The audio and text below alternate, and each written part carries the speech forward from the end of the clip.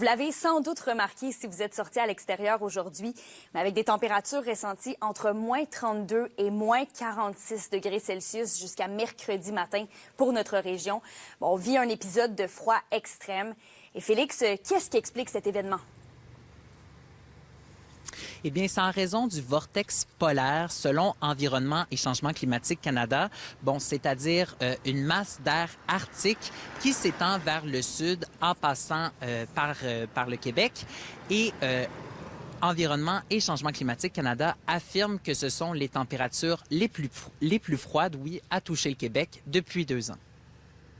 Donc, c'est important de protéger vous du froid. Donc, écoutez le bulletin météorologique et faites attention aux températures au matin et en soirée si vous êtes dehors. Habillez-vous chaudement.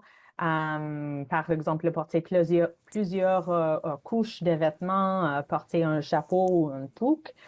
Et oui, Félix, on l'entendait, là, c'est certain qu'il faut prendre des précautions avec des températures comme celle-là. D'ailleurs, le Centre intégré de santé et de services sociaux régional a émis des recommandations.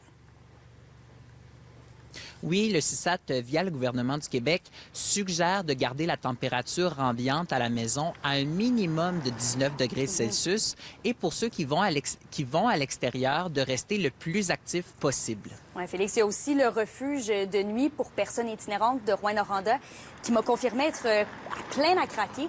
Leur capacité habituelle est de 20 personnes. Ils sont présentement à 31 personnes. De votre côté, Félix, à Val-d'Or, ça ressemble à quoi? Eh bien, moi, j'ai parlé au président de l'APIOL ici à Val-d'Or, Stéphane Grenier, et pour eux, c'est pas exactement la même situation. On l'écoute. Ben, disons que les gens prennent leur temps pour quitter un peu plus le matin, puis sur les heures de midi un peu parce qu'ils sont au chaud. Mais sinon, non, notre population n'augmente pas à cause du grand froid comme ça. Puis pour assurer la population, la nuit dernière, on n'était pas à pleine capacité. Il nous restait encore des places d'hébergement. Et je crois que ça va arriver cet hiver à un moment donné qu'on va manquer de place. Mais pour l'instant, on tient encore le coup, on tient encore les remparts.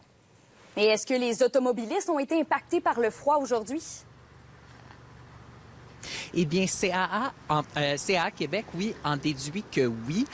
Pour eux, dans la région, ça a été un peu plus achalandé aujourd'hui. Le temps d'attente pour un service a été de 15 à 90 minutes, alors que ça se situe entre 15 à 60 minutes habituellement. Je laisse Simon Bourassa, porte-parole pour CAA Québec, expliquer la marche à suivre pour démarrer son véhicule dans de telles circonstances. Si jamais on sent que le véhicule a de la misère à démarrer, a du mal à démarrer, on suit ce qu'on appelle la règle du 8-34, c'est-à-dire que on tourne la clé pendant un maximum de 8 secondes. Si on voit que ça a du mal à démarrer, on ne dépasse pas le 8 secondes. Les gens qui ont des voitures plus récentes avec un bouton pressoir, on appuie normalement. Si on voit que la voiture ne démarre pas, on réessaie cette fois-ci, mais avec l'accélérateur enfoncé. Ça va aider au mélange air-essence qui est nécessaire au démarrage. En terminant, Kémilia, seulement mentionner que tous les centres de services scolaires de la région avaient annulé leur transport par autobus en raison des températures extrêmes. Oui. Merci, Félix. Allez vous réchauffer.